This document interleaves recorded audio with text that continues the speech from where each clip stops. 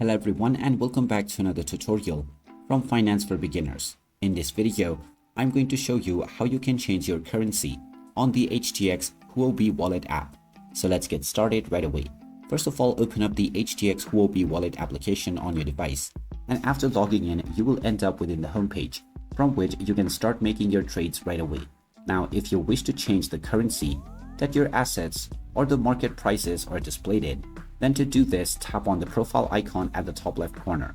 This will then take you into your profile page. From here, tap on the gear icon at the top right, and now you will see the currency option. Tap on the currency tab, and now you can choose from the various different currencies that are available. Tap on whichever currency you wish to switch into, and now you can go back, and this currency has been selected and applied to your app right away. Now, whenever you go to the trade and the markets page, you will see that your chosen currency has been applied.